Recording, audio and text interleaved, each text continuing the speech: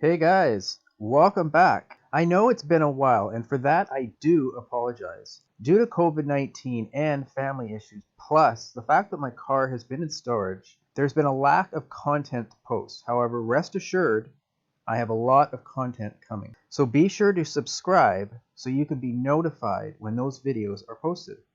I have a number of parts that I'll be replacing on the car, which I will be doing videos on. Now anyways, let's get on to this video. Those of you who have 3rd gen Camaros, which are 82 to 92, probably already know that we tend to have bad electrical systems. I myself have gone through, in the 23 years of owning my car, at least 3 or 4 times that I've had to change my window and door lock motors. As you can see in this video, clearly those locks are not fully locking or unlocking. Now, rather than replacing the power door lock actuators, which don't seem to last anyways, I found a picture online that actually shows you how to use aftermarket door locks, the kits that you buy, usually on eBay or Amazon, and they connect directly to the inside door lock rod rather than the door lock mechanism. So, if you're tired of constantly having to change your powered door lock actuators, then I found a solution. Then just keep watching because this video might just be for you. So, let's get started. First, remove the dome light. And if you have a rear view mirror map light, just put the switch in the middle and it'll turn off the light. Roll down the window. Using a T30 Torx screwdriver, remove the 3 bolts holding the inner door handle on.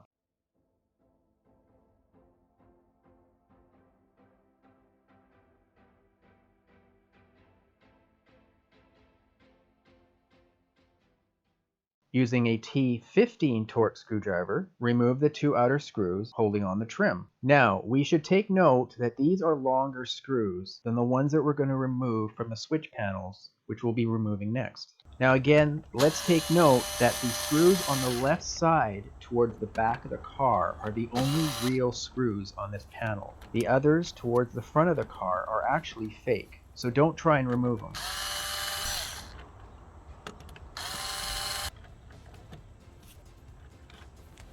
It's a good idea to have a container to organize your screws.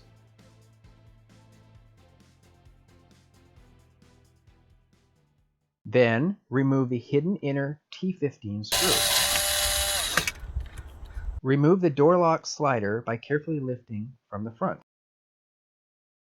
There is a small clip that clips to the rod, so just check because sometimes it sticks to that rod. Now take note that there's a small tooth on the bottom of the trim. So simply slide the trim back towards the back of the car to remove the trim.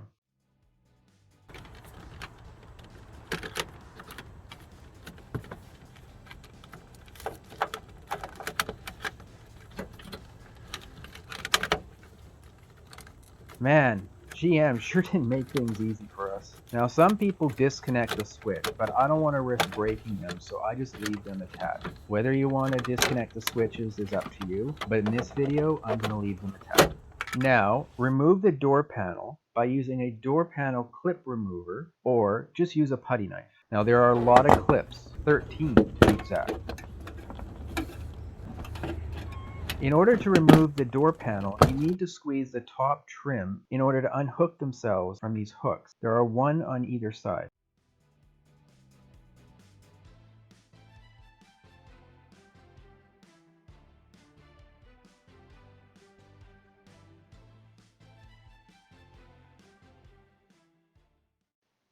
Hey guys, if you like the videos in my channel, I would really appreciate it if you could please hit the subscribe button. Also, hit the little bell icon in order to get instant notification whenever I post any new videos on my channel. And, of course, be sure to like, comment, and share the videos. Now, with all that out of the way, let's get back to the video, shall we?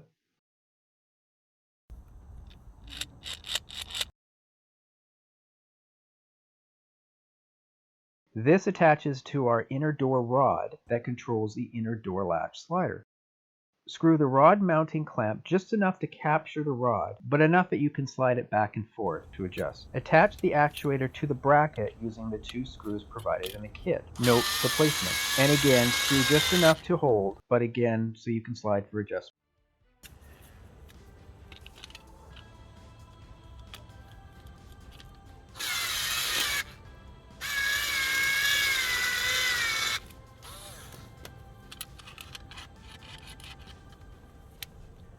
Now here is how we're going to align it. Align the top of the actuator as close as you can to the rod while still allowing for adjustments to be needed. Then mark with a felt pen. Now for me, I used 1/2 inch size 10 metric machine screws. And so I used a 5/32 drill bit in order to drill out the holes. Now remember that your windshield is directly behind there, so take your time and be careful. Keep double checking your progress.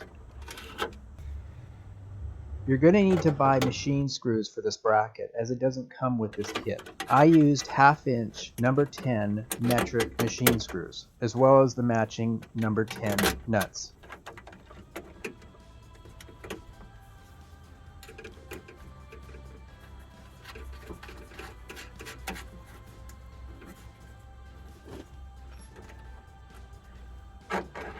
Mark and drill.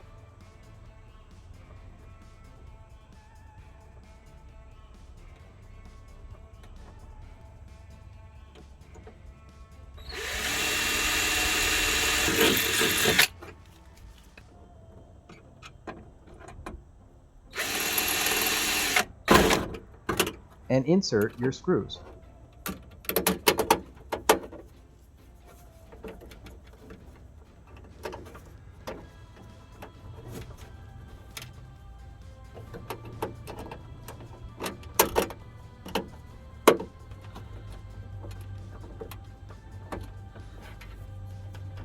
These you can fully tighten as there's no need to adjust them.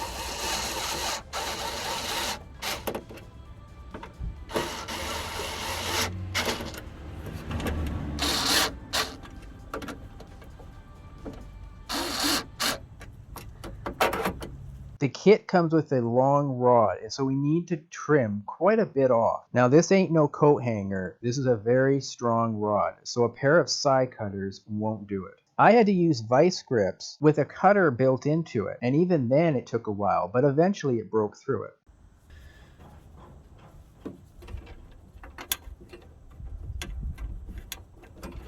Now manually pull the door rod, then move the rod mounting clamp close, but without interference. Then tighten the screw enough to hold the rod more securely. Align the top of the actuator as close as you can to the rod and tighten down.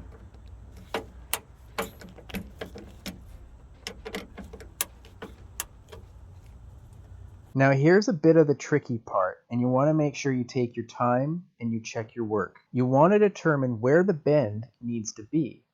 Mark and bend.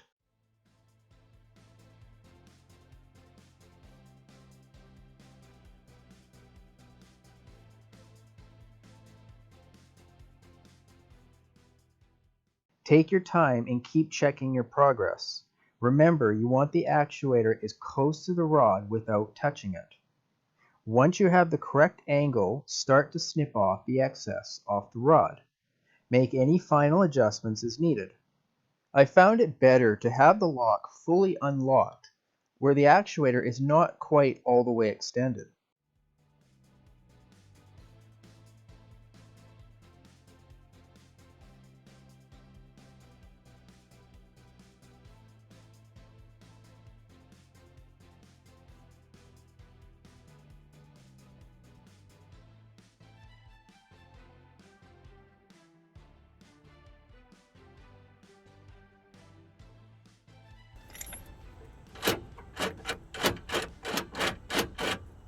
So here's a tip.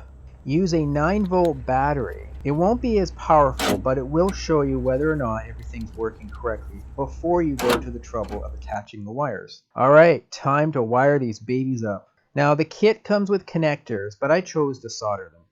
The choice is yours though. If you're soldering like me, snip off the connectors from the actuator, strip the wires, and twist. And just repeat for the other wire. The kit comes with very long wires to attach the actuator to the car. Snip the connectors. Slide on heat shrink.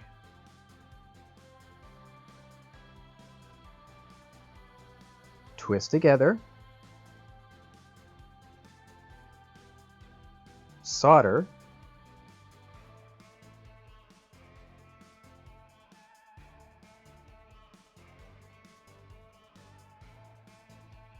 and heat shrink the wires together.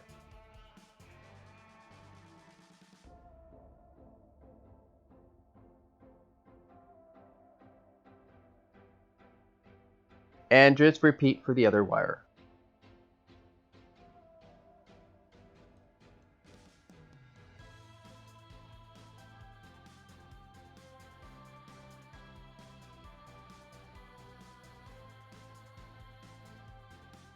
Now I chose to tape the wires with electrical tape just in case the heat shrink decided to come off. So now go ahead and cut off the 2 factory wires that went to the factory door actuators. Route your wires.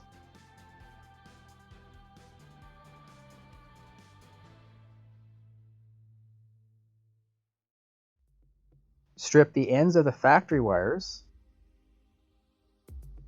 Twist.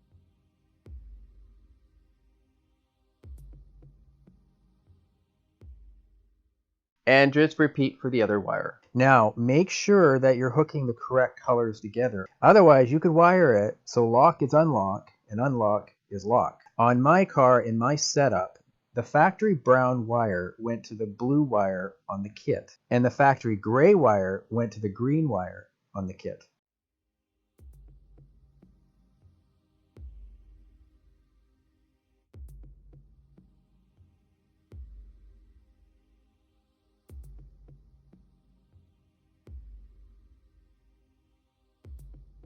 And just repeat for the other wire.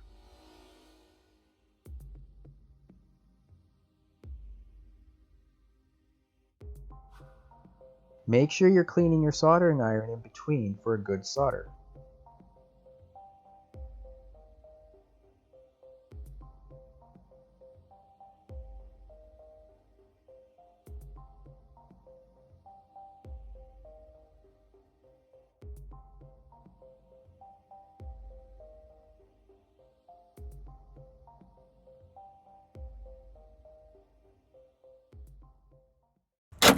Check that out. Works perfectly. Now would be a good time to lubricate your inner door components, such as your outer door latch,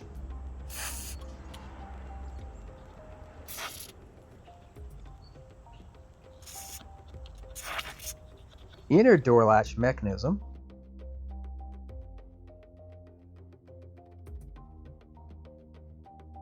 inner door handle,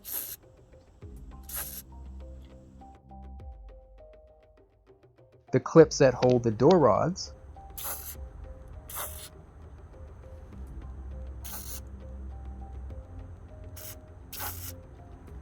and the window regulator.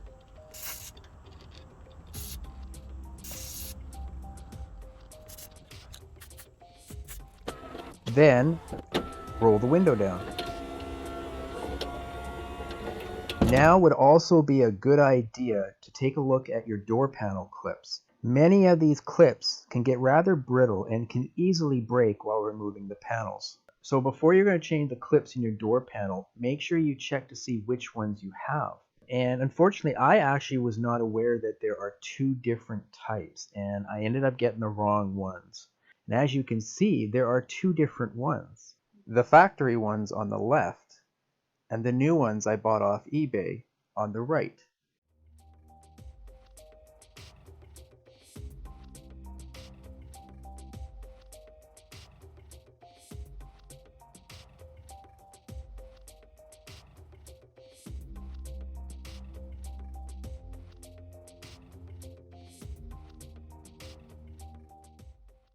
The ones that I got are quite a bit smaller, and so as you can see, they simply don't stay in the door trim. They fall right out. The ones that I have are the longer ones, so just make sure that you got the right ones. I've talked to a number of Camaro owners, and it doesn't seem to be year dependent, almost as if it depended on what stock GM had on them at the time, whether it's the larger version or the smaller version. I've been unable to find a pattern. I found the GM number for the clips, but they don't seem to match the ones that I bought. So perhaps if someone's watching this, they can shed some light on this. It would be great. Okay, time to put it all back together. Replace the trim. Align the two hooks and fully press in the clips. Next is the plastic trim, but before you do that, put the door to unlock so the rod is all the way to the back of the car. Replace the trim. Now with the rod all the way back, you can now easily slide the rod in the tunnel on the trim. Alright, carefully put the switches back through, pull back, align the tooth, and slide forward. Screw back the hidden screw. Now let's stop and take a note of these screws. The two longer screws go on the back of the panel, which actually attach the trim panel to the door itself, and the shorter ones hold the switch panels to the trim panel. Then the hidden screw holds the rest of the trim panel to the door.